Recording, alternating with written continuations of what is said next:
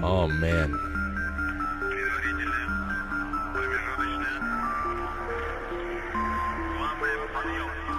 Yes, indeed. Welcome to the show, everybody. It's good to have you around. The sounds of the past. Oh, boy. Hey, Jay, you remember this sound? Remember this song? I don't. You don't know Resurrection? I guess not. By PPK? No. Oh, man. I'm sorry. Is a very... Did I let you down? Well, no. Okay. I mean, let down. Please. I've been let down. I've been let down before, Jay. You're a little numb to it now, yeah? Yeah, this is not, it's not really going to move the needle for me. But it is a song from the past, and I hope that everybody's enjoying themselves. Okay, so it is the 22nd day of the second month, and it's the year 2024. Welcome, February 22nd. We are 1 week away from closing this one out. 1 week exactly, because it's a leap year this year, no? Yes. So we got the weird 29-day February. And we've got Jay Gulinello in studio tonight. There he is. How you doing, Jay? Good, Frank. How you doing? I'm doing well. Yeah. You are making history right now. I am? You are sitting here, the first in-studio guest since the resurrection of this studio. I thought it was since the resurrection, but it's just since the resurrection of the studio. Of the studio. Okay. Oh, yes. Yeah. Well, that's No. great. I do feel honored. I hope everybody remembers this day. Mark it on your calendar. Mark it in your calendar, February 22nd. And we've got, we got so much to do. I know. No pleasantries, Frank. We got to go. I know. We got a lot. We've got a great deal. And I just, so let me just get around to thanking my sponsors real quick. That is, oh, damn, sorry. What the hell? I'm not on my game right now. On my sponsors, BlueMonsterPrep.com, everybody's friend, everybody's co-audience members. They are there to help you through the hard times that you don't know are coming, or you don't know when they'll arrive. Blue Monster Prep, go and check it out. Check them out. Everything you need from not only the water filtration and the food and the first aid and all that, but also the knowledge necessary to apply it all. They are certified and qualified in helping you plan and prep with the materials that are going to be necessary if you have to go it alone for any period of time. You know, it doesn't all have to be Lucifer's hammer, but there may be a little bit of time where you just have to lock down and batten down the hatches. So that's what it's all about. Go check them out.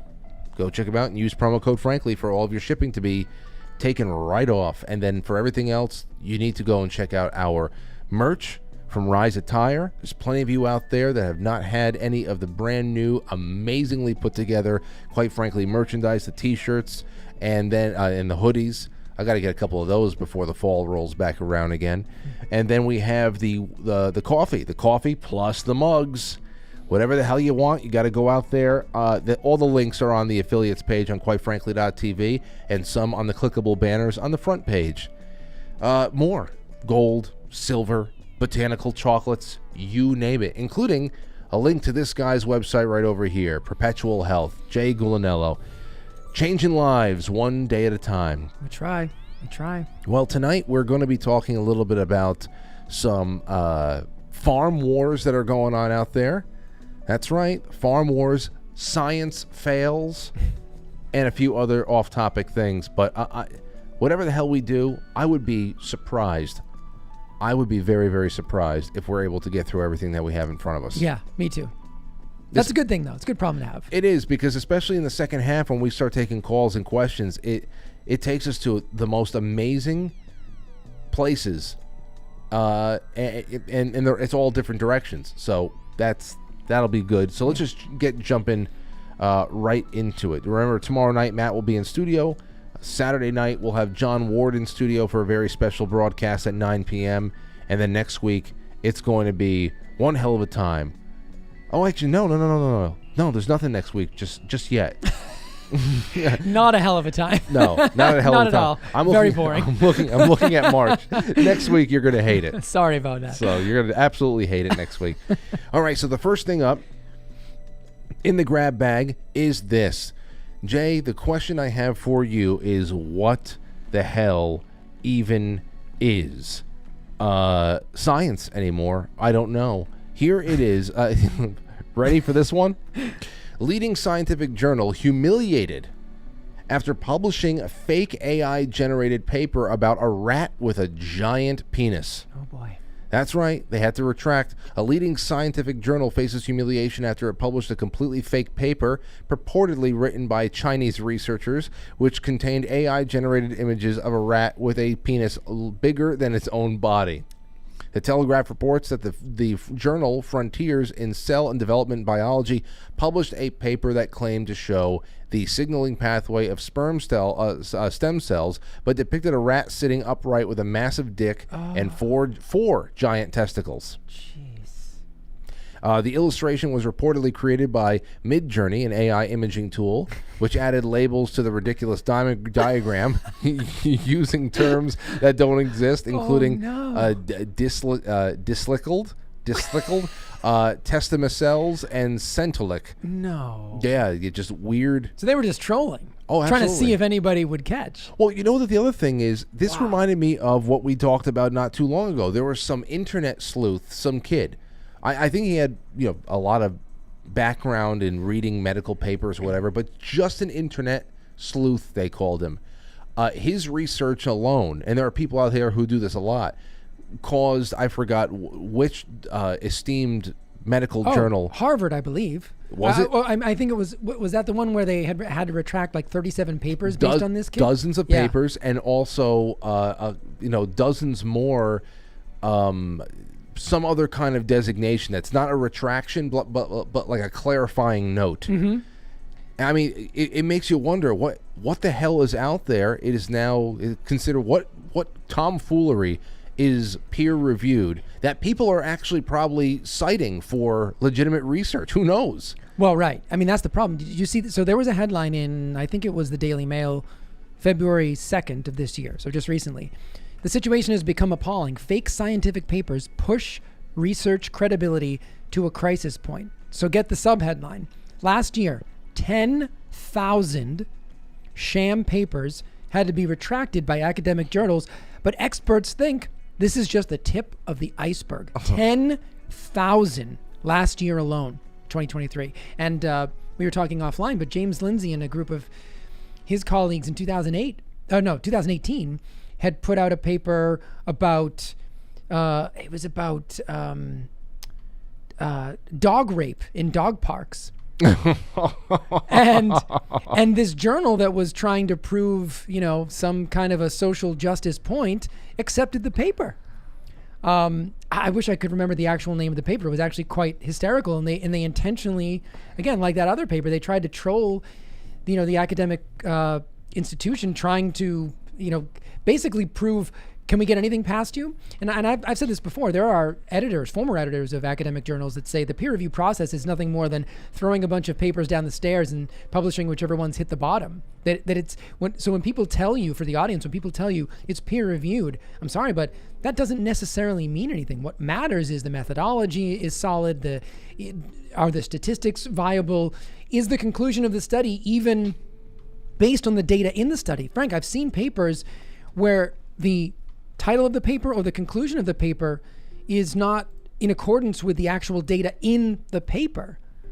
So we're just a mess in so many ways, and I can only attribute this to people not really trying to get the truth out there. They're more trying to, again, just facilitate some kind of narrative, or they're trying to confirm a bias. But it's really it's really getting bad. 10,000 in 2023 alone. I know, and these articles come out a lot. They do. They come out a lot now. And here's another one that I had to bring up just quickly, because we did a whole show on testosterone and fertility and all that other stuff. This came out last week, and I guess it shocked somebody, maybe.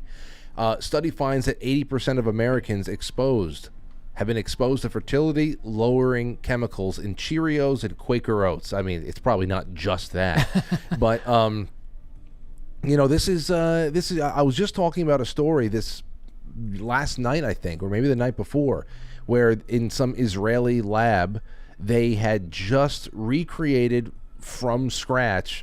They grew testicles. They grew functional testicles, I think, with a mouse testicle and some other kind of stem. I don't know how the hell they're doing it, but they said it's testicles, where they just grew them in the lab. And they said it's not only a way of understanding testicles, the reason why they did it, Yes. but they wanted to address the male fertility crisis that's going on. Meanwhile, this is the state of the average a person's breakfast cereal in America. It's like when are people going to pay any specific attention to I don't know, the food on our kitchen table and what we're taking pharmaceutical wise? And I mean, this is, Frank, we're always trying to add or create something in order to solve a problem, and we never think the first step should be to take away.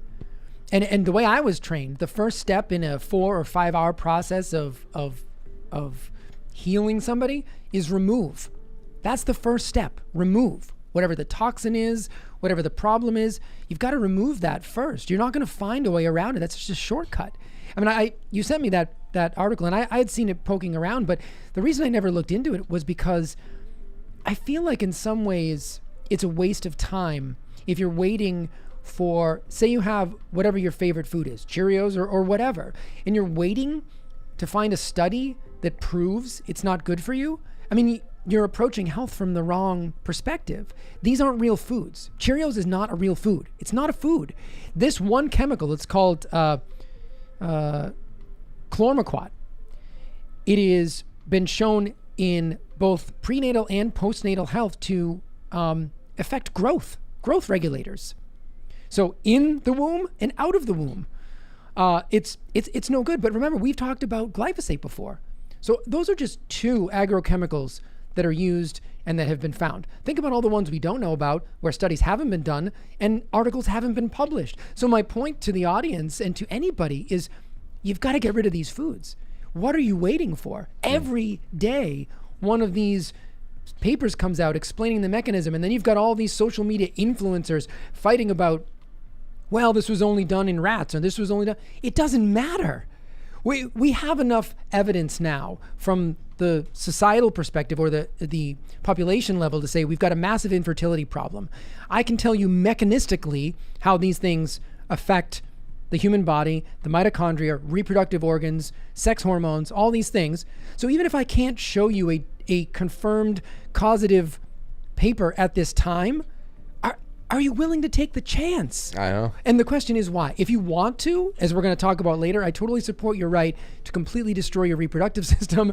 If you're an adult and you want to eat Cheerios and you don't care, that's fine.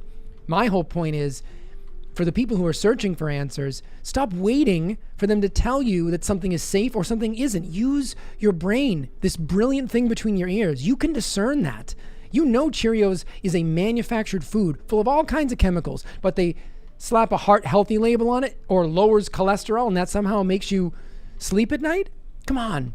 We have to be better than that as a society, or we don't really deserve to reproduce, to be perfectly honest. I know.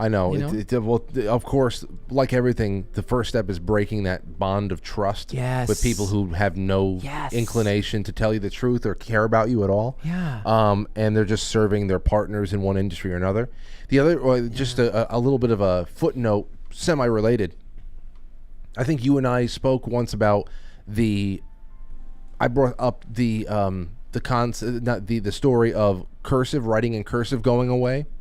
Oh, I don't know if you brought it up with me, but I remember you talking about it. We were talking about that, and one of the things that had been brought up, in the past was how the people, children, new generations losing the ability to write and especially read cursive would make it impossible for them to read things that were older, that were very of great historical value, whether they be old, the ratifying documents or letters between the founders or whatever the hell it was.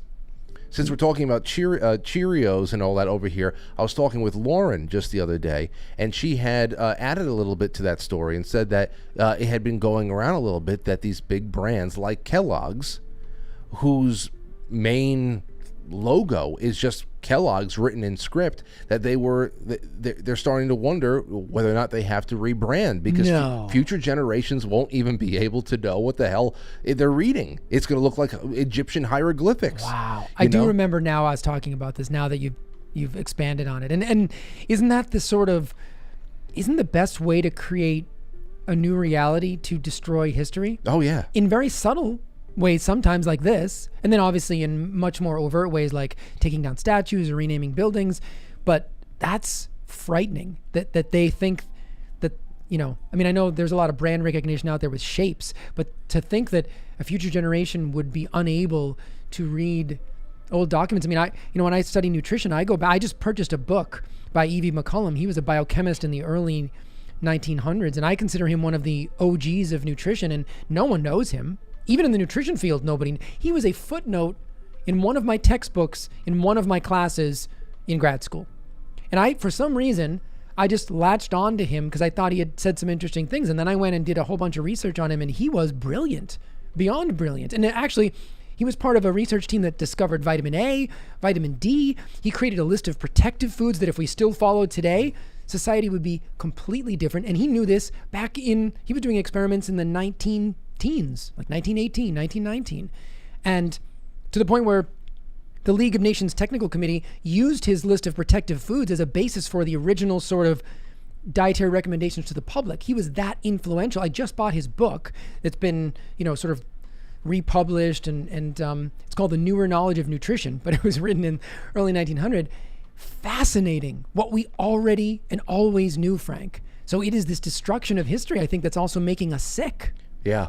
Yeah. Oh yeah. Yeah. Just made me think of that book. It's certainly, and I think one of the more diabolical aspects of the destruction of history and moving us into new controlled phases of existence is that, as it pertains to cursive, that is the destruction of a person's ability to even go and do their own research in many respects, because it'll get to the point where unless somebody is transcribing something for you in an honest way, then you're left out in the cold unless you teach yourself how to write and read in cursive. And you can say, is that really part of a diabolical scheme? Is it just that we use it less and less and everything is digital? I think it's pretty, if it's not diabolical even a little bit, it is at the very least insanely short-sighted. Irresponsible, yeah. Very irresponsible. That who cares? Okay, we're using computers. We've got these phones that do magical things now compared to what people thought was the technological norm 100 years ago. Why would you let go of things like the written word, and why would you let go of things like hand ballot paper voting? Oh, gee, I wonder why. I mean, newer is not always better. It's not always beneficial to improve on things. Some things should stay the way they were. I firmly believe that when it comes to human biology. Again, we have not adapted to some of these new food and food molecules. So yeah, you can call me, a Luddite when it comes to nutrition, but I think a guy in the early 1900s had it right. And if we had stuck with what he had recommended, things would be different. But, industry has their influence, and you're right. Whether it is nefarious intentionally or not, it doesn't really matter. It's still destructive. Right. Yeah, absolutely. Well, we got that and much more tonight. Jay Gulinello's in the house. You guys and gals, I hope you can help me get this show out far and wide. We're going to take this to the top of the hour and then bounce off to quitefrankly.tv and pilled.net. Please, ladies and gentlemen, if you are in a place that you have not been cut off by this internet and data power outage, then we will see you on the other side of the intro.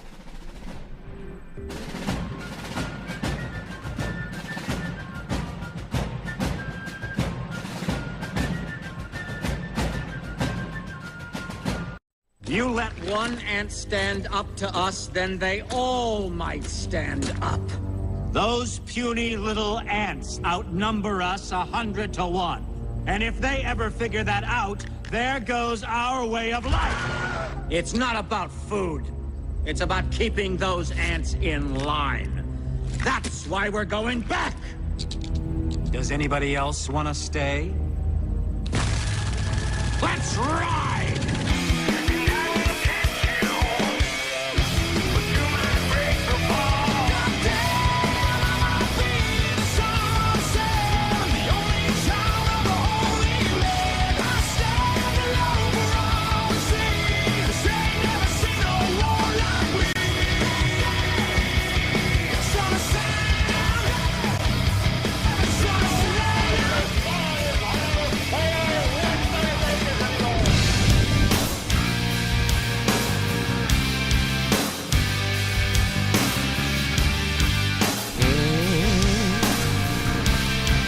Yes. Crank it up, Frank. Oh, yes. Keep it up high. What else is there, man? The best sounds. Just the best sounds. Driving music, chilling music, you know it. Anyway, welcome to the show. Ladies and gentlemen, I urge you to become a part of the show tonight by calling in the second half when we open up the lines there, but also by contributing some thoughts to the show through any of the Super Chat portals that are open. The Rumble Rants, the Rockfin Tips, the Gold Pills on Pilled and quite frankly.tv, and of course, quite frankly, superchat.com. It's important. It's important way to sponsor the show just for an evening. And for those of you who are wondering how things are going with crowdfunding and all that stuff, we're getting we're moving right along. I'm hoping that by spring, at this rate, who knows, by spring we're able to open the show up across all platforms again for 2 hours. It's really about recruiting the support of the audience on a monthly basis and getting things workable for a brand new level of production. So, ladies and gentlemen, thank you. Be a part of it if you love the show and you haven't sponsored yet. Love you all and welcome aboard in advance. But I'll be there to welcome you with open arms anyway. All right. So here's what we have right now. I want to just throw this out there and do it real quick. And it's this. This nationwide cell outage today. Jay, were you in any way affected by this? I was not. Yeah, some people weren't. Yeah. Because it seemed like it was only on specific carriers. AT&T, I thought. That's me. Yeah, so, not me. I mean, what I had when I went and worked out with Rob this morning, from 8:30 to 10 o'clock Thursday mornings, we usually get together at the park and work out. And so we went through that 90 minutes and then just hung out and talked for another 15 or so minutes. So around 10:15, I get in my car and I pick my phone up and I see if Lauren texted me or whatever. And I go to call her, but I can't do it. I look at my service and it says SOS. I'm like, what the hell's going on here? So I restart my phone. It comes back on. Still, I have no data. So SOS. So That's a frightening message to, yeah. It's really frightening. So I said, all right, well, I'm going home anyway, so let me get there and get inside of a Wi-Fi zone, whatever. That's when I learned about what was going on, and people's are theorizing about whether or not it is a cyber attack, whether or not it is a solar flare. I did see a solar flare today as well, yeah? Did you see that? Yeah. I mean, but then again, what are some carriers more protected than others? Yeah, I don't know. So here's what Zero Hedge put out there not too long ago. And is an X-class solar flare responsible for nationwide cell outage? AT&T and other major mobile network operators are making progress in restoring service to customers after a nationwide outage began in the early morning hours. Although AT&T took steps to resolve network issues, the company did not disclose the cause of the outage. According to the U.S. Cybersecurity and Infrastructure Security Agency, which should not exist, there were no indications of a cyber attack. One theory suggests that space weather could be responsible for the nationwide cell outage. Ben Davidson was part of those people who put it out there. I specifically went to go see what he was saying about it. Is that what he thinks? Yeah. He that's one thing that he strongly suggested, or at least strongly suspected at first. Around the same time of the outage, 2 solar flares were reported by NASA, which everybody trusts very, very much. Deeply trusts. So, meanwhile, ignore the solar flares. The FBI and DHS are on it. FBI DHS probes if AT&T issued an attack or tech malfunction. AT&T disruption prompts agencies to probe if there is a cyber attack going on. So outside of that whole thing, we had people saying, reporting on what the immediate fallout was. You had mobile providers that were refusing to reveal the cause of whatever the hell this was, and then nationwide we had pharmacy problems for people, pharmacies working. It's all connected through, one service or another. 911 operators were reporting that they weren't able to do their jobs, that impacted their ability to take calls. This one guy, Chuck Calesto, reported that Flagler County Sheriff's Office in Florida said that they had been unable to receive calls. San Francisco Fire Department issued a statement saying that they have been made aware of the issue and urged citizens to try calling from a landline. The citizens that have them left. The department added that if that's not an option, then please get a hold of a friend or a family member who is a customer of a different carrier and ask them to call 911 on your behalf. Well, it's a good thing it's not an emergency. Listen, see, now this is what I wanted to bring up about. Last week, there was we had the news that a George Soros, subsidiary or whatever the hell it was, gobbled up a 250 radio station network, including WFAN in New York, the sports station. Wow. Okay, it's a big chain. It really is, with a lot of listenership attached to it. And a few people told me that it was a silly investment. Don't worry, nobody listens to radio anymore. Well, I'm also not implying, by going back to the story, that the purchase of those stations is directly related to today's outage. But the point is, if all modern means of communication are disrupted suddenly and easily, radio once again becomes one of the most important communication devices on Earth again. And because if you weren't sitting next to a Wi-Fi router for this time during the outage today, then you were literally just floating around with a very expensive watch in your pocket. That's what your phone was. But on my way home from the park, working out with Rob, I was listening to WFAN.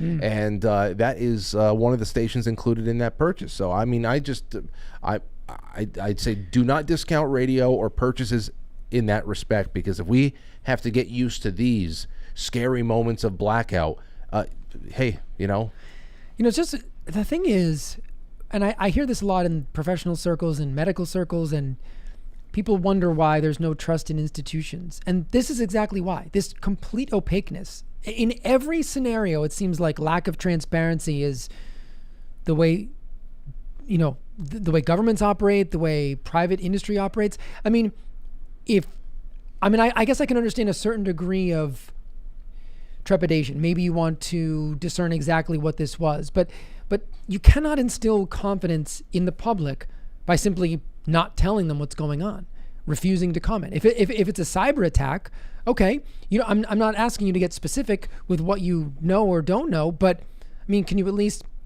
can we have some kind of an idea of what's going on? It's just so interesting. And then if this fades away, which like the news cycle tends to do, you're almost left to wonder, is it, like everything else we think now today, it's this priming or predictive programming, where you just start to get used to these periodic outages that have no meaning or have no there's no origin. We don't know. We don't know why. It's just random. It's slowly becoming normal to have these things happen. Then it'll slowly become normal to have these things happen for extended periods of time. Yeah, and we've noticed that before. That slow. It's always the slow creep where you start to lose things. And so I mean, with what we've experienced over the last 3 years, it's interesting to me, or 4 years now. It's just very interesting to me. Again, not ascribing anything. I mean, it could be completely innocent, but the total and constant lack of transparency is what always concerns me when it comes to these things. Yeah. I know it's just today, so, to give them the benefit of the doubt, but I don't have much benefit of the doubt to give anymore to anybody. That is one bank account that is empty. That is an empty account, I'll tell you. But here's one thing I would love to bring up. Now we're getting away from that. I just wanted to touch on it because, of course, it affected a lot of people, and there's a lot of conflicting or complementary theories out there. But this is something a little bit more up your alley, and, well, everything's up your alley. I can talk to you about pretty much anything, but this is in your wheelhouse, and I think that this is something that I have not had any time to discuss recently, and is these massive farmer demonstrations that we're seeing all over Europe. Now, Madrid is the most recent one that has a lot of farmers out there with their tractors and railing against these crippling, as they call it, green policies that are essentially forcing farms to shut down, destroy crops and whatever, because they want to cut down on CO2. Nitrogen, whatever the gas of the week is. I know. Yeah. So that Spain is making headway today, but we've been hearing this France and Germany, the Netherlands. It really has been all over the place, and the media begrudgingly covers it to a certain degree. But I wanted to open the floor of this story because I want to know everything that you know about what is going on with the farming wars over here in the United States, more specifically in Pennsylvania. Amos Farm, what is it called? Amos Miller, yeah. Amos Miller. Talk about this. So this is huge. I don't know if how much your audience knows about this. I mean, if you follow me, you probably do, because I have been talking about it incessantly, so I apologize for repeating myself. But so I was originally with the farmers in the Netherlands. This is kind of where it, I think, first got onto the radar for the general public. But now it seems that almost every country in Europe is going through this, which is a good sign, because no farmers, no food, right? I think even finally Joe Rogan managed to say something about this, like, the one people that you're fucking with are the farmers. Yeah. With everything else going on in society, all the things that we've got to deal with, the farmers are the number one priority. Ridiculous, right? So Amos Miller, for those who don't know, just an Amish farmer in Pennsylvania. One of the few farms that I get most of my food from. Been purchasing food from them for years. And they've upscaled their operation, and I'm saying that for a reason. Most of the Amish farmers, generally speaking, will only sell in a very specific way. So they don't sell in grocery stores, so they don't need permits, they don't need any of that stuff, because they're only selling in a buyer's club. This is how they kind of get around some of the USDA, FDA issues. That's how I'm able to get farm fresh milk into New York. Exactly. And it's informed consent, which is so ironic in this whole thing, because you have to sign a contract essentially saying, yes, I understand the risks, I understand all of this stuff. So the farms completely cover themselves. You pay a fee, you sign the contract. So again, they're not selling to random people on the street, or they're not selling in any supermarkets. So, but again, they've upscaled their production. They deliver to every state, every continental state. So they were in trouble with the USDA a while back. But it seems that the USDA had backed off a bit. And there was actually, I wrote an article about a victory at what I feel like it might have been a year ago, maybe. I'm actually totally losing track of time now in all of this. But there was a victory, and I actually talked to the farm directly, and they said, it is a victory, but things are not, there's always something else waiting around the corner. Well, boy, were they right. So now this is the USDA that sort of backed off. Now in comes the Pennsylvania Department of Agriculture, who had, according to Amos Miller's attorney, Robert Barnes, had been on all of the calls with the USDA and their counsel. So, but they never said a word. They were essentially just, passengers on this ship of litigation. And it was finally resolved with the USDA. And then, lo and behold, at the very beginning of this year, in January, the Pennsylvania Department of Agriculture raided Amos Miller's farm out of nowhere. And they didn't even notify his attorney. And they knew damn well that Barnes was representing them because they had been on all those calls.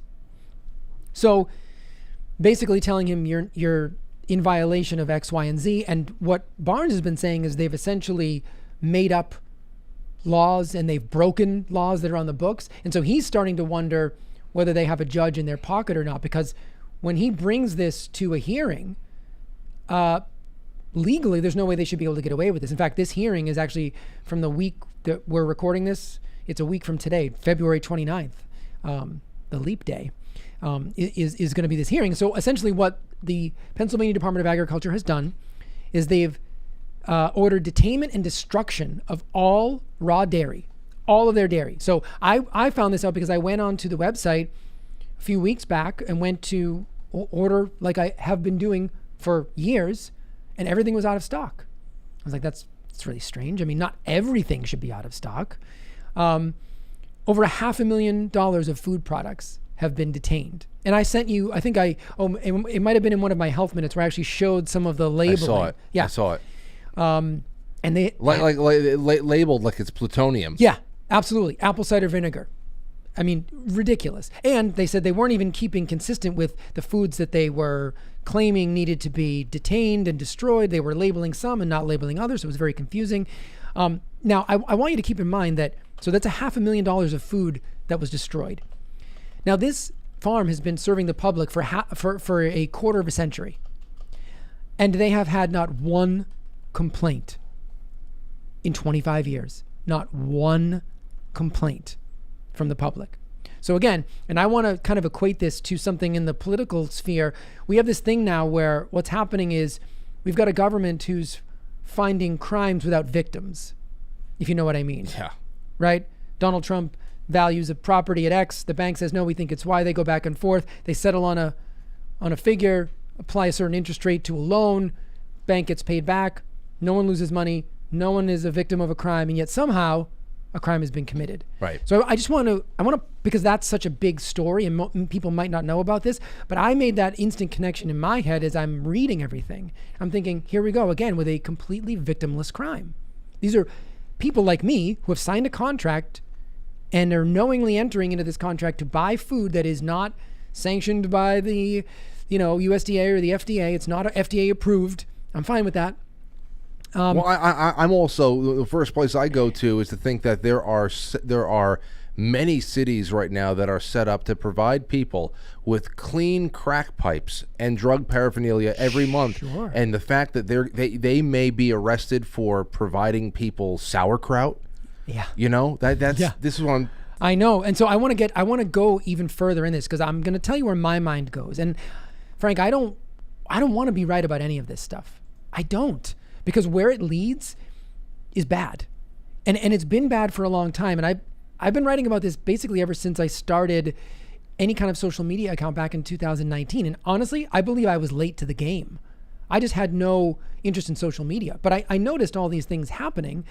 But now it's literally on my doorstep and I cannot ignore it any longer. So here's the other part. Of all the foods they ordered destroyed, the Pennsylvania Department of Agriculture has also not produced any of the test results for any of the food.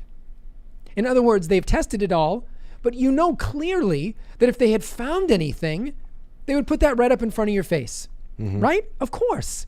And the attorney has requested the test results. And then they went and did their own testing, the farm and the attorney, they paid for their own third-party testing, found nothing. No problems with any of the food, which explains exactly why the Pennsylvania Department of Agriculture is refusing to release the test results. But what they've done is in the meantime, by sequestering the food, is that it's all gone bad. So that food is now a complete loss. So even if Barnes is able to win the appeal, which is on the 29th, it doesn't matter. So now he's trying to demand damages from the Pennsylvania Department of Agriculture. For the $500,000. Yeah, of all the food that was destroyed. So there's a give and go to try to support them. But it gets worse. So the food is detained and ordered to be destroyed, although it's not destroyed. It's just basically kept in the shed, or wherever it is in the farm. Okay? So Barnes suggests that, okay, well, if we're not going to be able to have you sell this to the public, we should at least, you can feed your family and feed your animals. The Pennsylvania Department of Agriculture says no. You are not allowed to feed your pigs this food. And they will tell you which food that you have grown, what you and your family, the farmers who own the land, are allowed to consume. Dear Jesus. Again, I'm just walking the audience through what's happening here. This is directly from the attorney, so this is not speculation. The Pennsylvania Department of Agriculture also tried to interrogate Amos Miller during an active case without his counsel present. So they're trying to intimidate an Amish farmer. And if you know anything about the Amish, and specifically Barnes talks about this, they are not litigious people. They operate with a worldview that they assume everybody else operates with. You know, morals, ethics. And so he's trying to negotiate with people who want to destroy his business and his livelihood and his way of life. You cannot negotiate with these people. So I'm really happy that they have Barnes. And I'm really happy that there's people out there that bend over backwards to try to convince everybody that the Kremlin is far worse we run our country over here far more humanely than the Kremlin does. Anytime somebody sits down and interviews Putin and they're not trying to nail him to a wall, they're like, oh yeah, listen, I don't care. America has its problems, but we're still America. Are we? Yeah. Are we? Frank, they don't even allow GMOs in Russia. I would argue that Putin cares more about his population health than the USDA or the FDA or the Pennsylvania Department of Agriculture. And I believe I could actually prove that just with the evidence that I'm laying out right now. Because you've also got, I just looked it up before we went on air. You know how many times if you look up Costco or Walmart, how many food recalls they have? And yet the Pennsylvania Department of Agriculture, which I'm assuming that there is a Walmart and a Costco somewhere in the state of Pennsylvania, have they tried to shut down Costco or Walmart? No, of course not. No way. Because this is about destroying the small family farm. So he's not allowed to feed his pigs. He's not allowed to feed his family.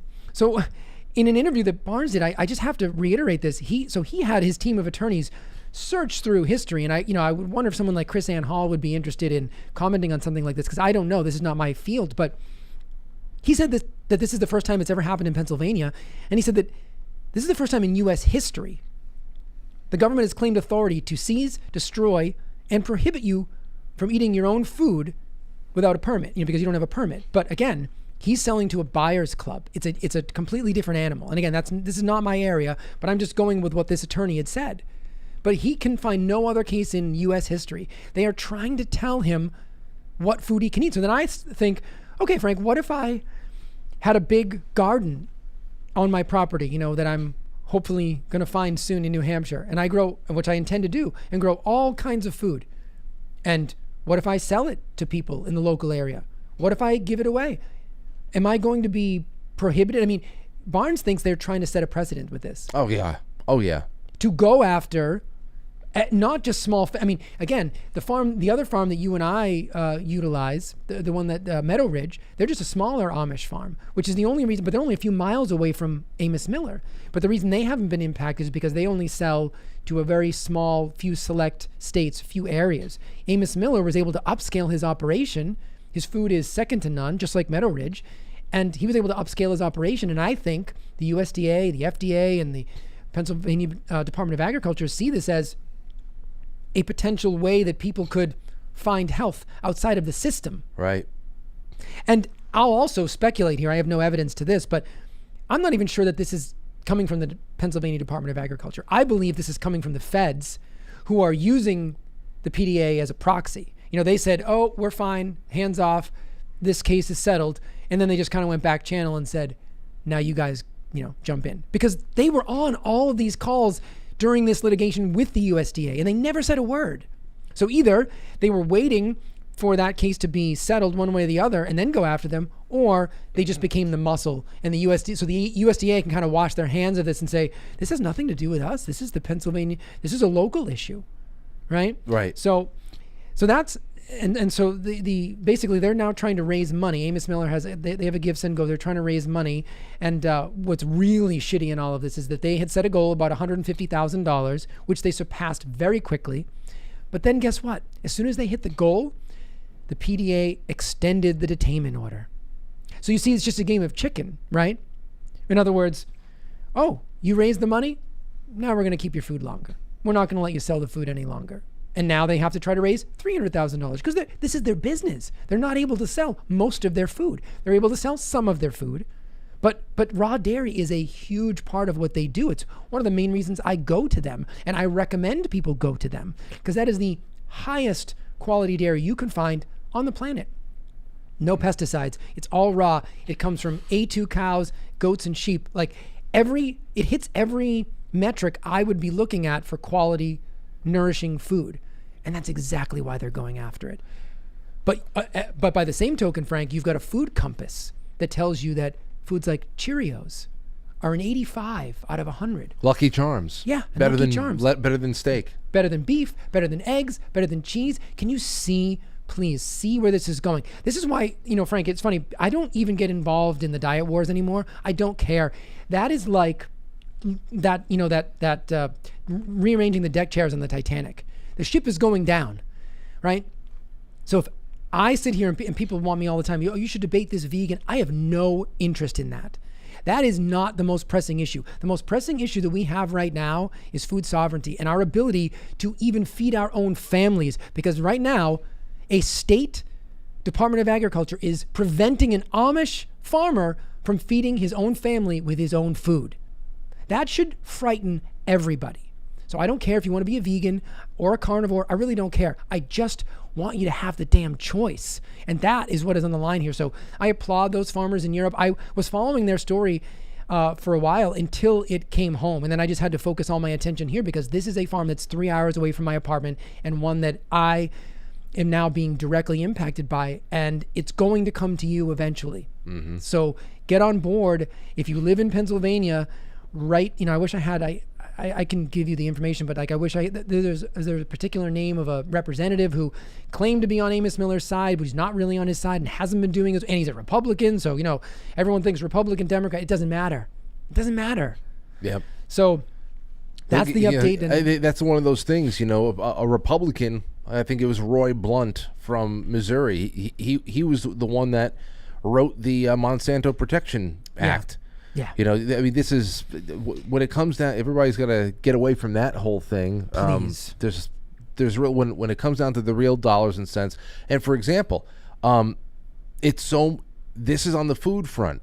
Just earlier on today, I was talking with my buddies Adel and Zach on the 4 o'clock show that we do together. Mm-hmm. And they informed me about this latest thing from James O'Keefe, this thing with the IRS investigator. Did you see this one? No, I don't think so. It's all about the AI that's been rolled out, not by the IRS, but by the DHS and by DOJ. AI that's been rolled out that monitors literally everybody's bank accounts and activity, and to be able to, to be able to find not just fraud that's going on, but anything that is perceived to be possible fraud, so that they can then launch audits and investigations. And just through this automated AI invasive snooping into everybody's accounts, which,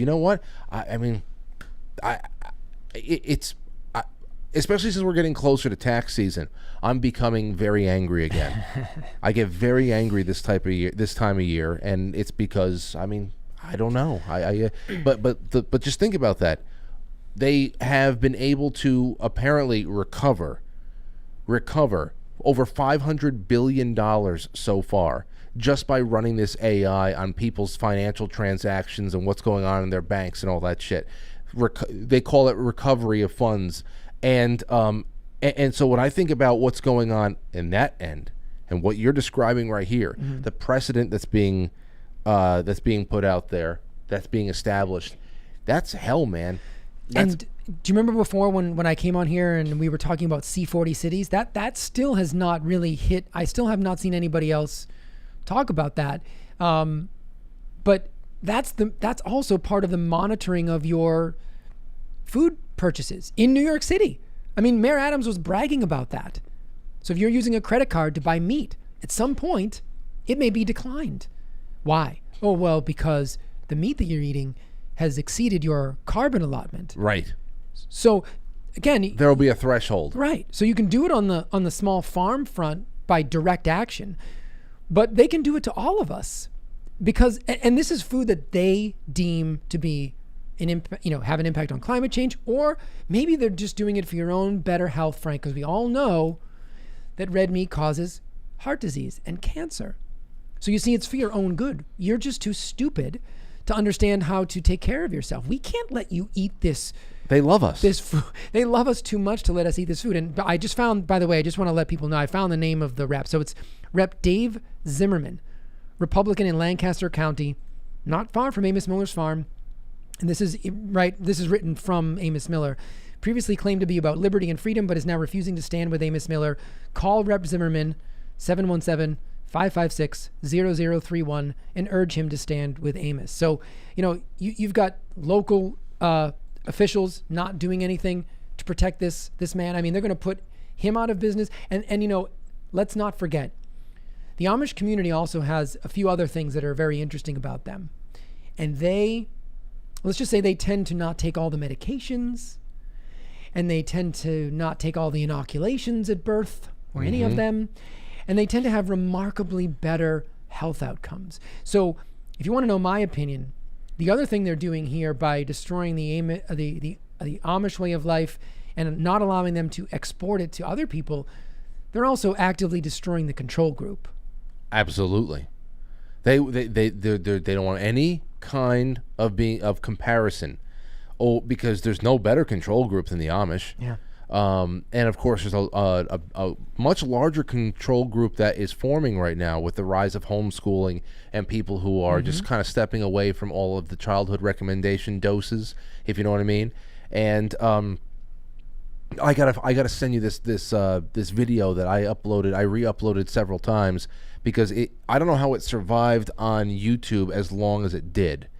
And let me go to Telegram because I know I put it up there recently. You have to pay attention to this just for, let me see, where the hell is it? This was incredible with these 3 studies on shots. These 3 studies on shots, and they had a really nice control group that tells an incredible story. And I got to get it to you. I think this is it. Hold on. Do you know the name of the doctor? Yeah, well, Dr. Thomas? Is it Dr. Thomas? I just know of a study that he did in his own pediatric population. This thing is 14 minutes long. Obviously, we gotta. I would never be able to do this on YouTube anyway. Yeah. Even though it was hosted on YouTube for over a year, and I can't find it anymore, which is why I'm so happy I downloaded it when I did. Yeah. I'd like to jump to the second half a little bit early, and maybe we watch a little bit of this. Sure. Especially since it won't be on YouTube, and we can get away with it. There's other stuff that I want to. Let me do this real quick because I thought this is. You want to talk about meat, and you want to talk about everything else. Here is such an incredible article from Engadget.com. The headline reads as follows: "You've tried plant-based meat, but here comes meat-based plants." Okay, listen for everybody. We're at in the home, upside down. Just listen to this for a little bit, okay? South Korean researchers are infusing actual rice grains with cow muscle and fat cells. Okay, a team of South Korean researchers at Yonsei University have developed a hybrid rice variant that quite literally is filled with beef. The lab-grown rice were infused with cow muscle and fat cells, so they are 1 part plant and 1 part meat. The rice is also an appetizing shade of bright pink, which tends to happen when flesh enters the picture. The team hopes to eventually offer a cheaper, more sustainable source of protein with a much lower carbon footprint than actual beef. It's also save time for those who can enjoy a nice beef bowl over rice. The rice is the beef bowl. Save time. Yeah. Laboratory infused rice with animal fat. What the fuck? So many things, Frank. So many things. I mean, look, you're never going to escape nature. At least not now. I mean, maybe someday in a very distant, far off future that you and I can't even conceive of. But right now, every time humans intervene in my field, when it comes to nutrition, or just, health in general, preventative, they fail. They fail every time. Every time they introduce a food, a decade or 2 or 3 or 5 later, we find out, trans fats. They were once considered a marvel. We were going to replace all saturated fats with trans fats. In fact, there were advocacy groups, for this specific purpose. And then all of a sudden we realized, there's a pretty serious uptick in heart disease with trans fats. Turns out trans fats aren't so good. But I remember people vehemently defending them on the radio. So what's the word of the day? You said it before, right? It was irresponsible, short-sighted, right? We have this unbelievable hubris when it comes to manipulating nature. And I just keep going back to E.V. McCollum and his work as a biochemist. He had no industries that were behind him. He was just on a real search for truth. And that, thinking about that, reminding me of that episode that you did with Matthew Rife and talking about his great uncle. Being on a search for truth will lead you to amazing places. And then you have to contend with the powers that be who don't want the truth out there because they want to sort of, this rice bowl thing, right? Even if it was wonderfully nutritious, you can't have that in your yard or grow that on your own. You will be reliant on a corporation to feed you, and that they will get you there any way they can. And we made the joke when you sent that to me, was the other adding animal fats back to plant-based meats. I'm like, we just keep moving slowly and slowly closer to actual meat. So why don't we just eat the damn meat? Because the fact is, and I just posted this on Twitter the other day, another study that came out, I think February 19th, like 3 or 4 days ago, another study that found no connection between red meat or processed meat and cardiovascular disease, because there never was a connection. There has never been a connection. Frank, that way of thinking, like when you enter the scientific method, you have a hypothesis, and I'm open to almost all hypotheses, but the problem is it needs to make sense from a 30,000-foot view. And if you're going to tell me that cancers and heart disease, which have only been on the rise in the last 120 years, are due to a food that we've been eating throughout human history, while at the same time completely ignoring all of the things that we have done to the human food supply in that same amount of time, you don't have a reasonable hypothesis. You have an ideology that you are trying to prove, and you will do anything you can, and you will bastardize and twist and pretzel logic science to make it say what you want it to say. But that's not truth. And that's not, in my opinion, even a search for truth. So I gotta say, when I listen, and I'm 100% on board with you with that, it makes total sense, and the way that you articulate it just grains the stance in me a little bit deeper. But when I read this, just as a casual reader, it reminded me of that atheist agnostic front that we see representing all science today.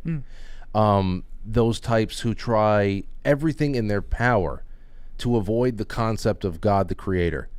All approved theories about creation of the universe or the cosmos, it always contains every element one would need in concluding that there must be an intelligent design to all things put forth by some kind of an eternal source. But so few mainstream scientists or science outlets or whatever, they will never allow themselves to just name God, or say that there has to be something beyond the spontaneous combustion of dust in nothingness. I see the same pattern with the impossible meats now. Just like what you just said, they're so close to just saying, "Hey, eat a bowl of ground beef." They're just so close to saying it, but no one can bring themselves to admit that beef is the way to go. It's incredible. Because it undoes, anytime you create an industry around something, you risk destroying that industry with the truth, right? And you can look at that in the cancer industry is just one of the most obvious examples of it, and why someone like Royal Rife would have been destroyed in his time, or someone today like Thomas Seyfried, who has a ton of success, far more success than the cancer industry at large with treating cancers, and they don't even want to listen to him, right? So it's this profound lack of curiosity and a disrespect for the way, the order of nature. And even if you are an atheist out there and don't believe in God, you don't have respect for the order of nature. It just seems to me that that's the path of most resistance, is to try to constantly work against nature when you could just as easily work with it. And I'm not against, like I said to you before, I'm not against pharmaceuticals, I'm not against technology. These things all have their place, but what we're trying to do is replace. And I don't think that's a viable solution for humanity going forward. No. And I think we have some great stuff ahead of us right now because we have some flexibility. We actually did a lot in the first half, Jay. We did. And let me just tell people real quick. So if you're curious about that whole raw dairy stuff, I know I said I was going to say this at the end, but on Saturday I'm going to put out a Substack specifically on the pasteurization process and on why raw dairy is not a problem. Because I know sometimes the programming is deep. It certainly was with me. I grew up thinking raw milk, everything, you hear raw, you think it's bad. When I tell clients raw cheese, they even think it's bad, even though you can buy it in the store right now. It's no problem. People don't drop over dead when they buy raw cheese or drink raw milk. So I'm putting out a whole long history of it, and it is fascinating. So go to the perpetualhealth.substack.com page. It'll be out Saturday morning. And I really want people to get a hold of this and why these natural foods are so incredibly important and why they're not to be feared. And like the whole COVID mess, why some of the history and some of the ways the public was manipulated are very reminiscent. So I think the audience would appreciate that, because I learned a lot in writing it. So hopefully they'll learn a lot in reading it. I got to swap out that URL for the Substack. I just put perpetualhealth.co up there. Yeah, So- you can put the Substack. Yep. So okay, all Yeah. right. I'll Sure. replace that when I get home.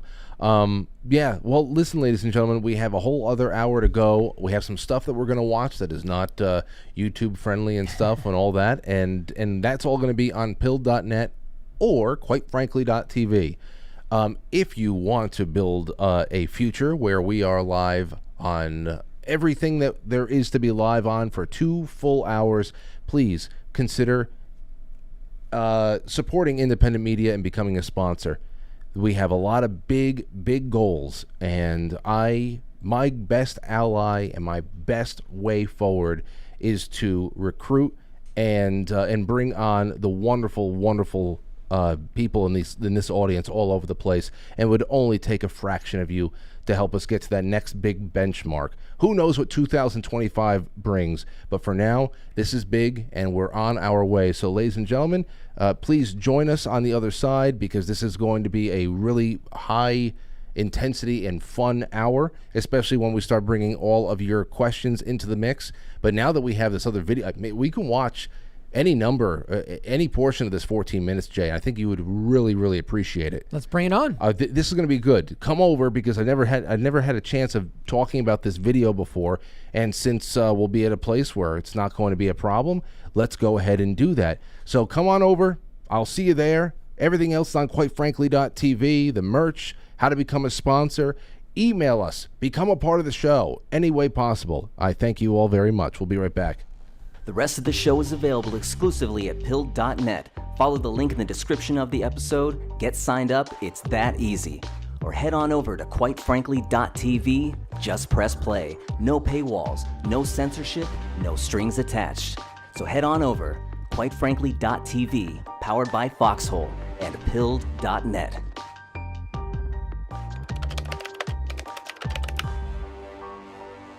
It's intermission time, folks. Time out to press the like button. Thank you. Ladies and gentlemen.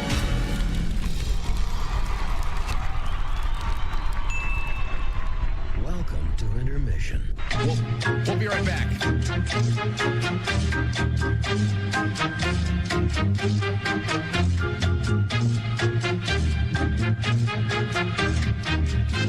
Yeah, intermission.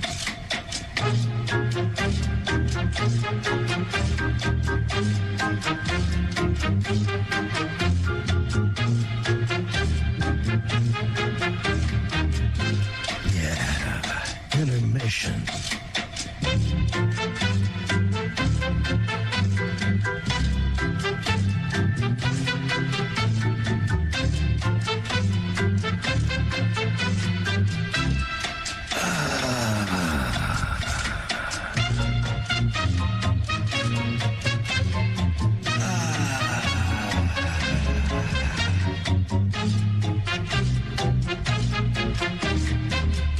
We're now entering, quite frankly. Quite frankly. Quite frankly. Quite frankly. Quite frankly.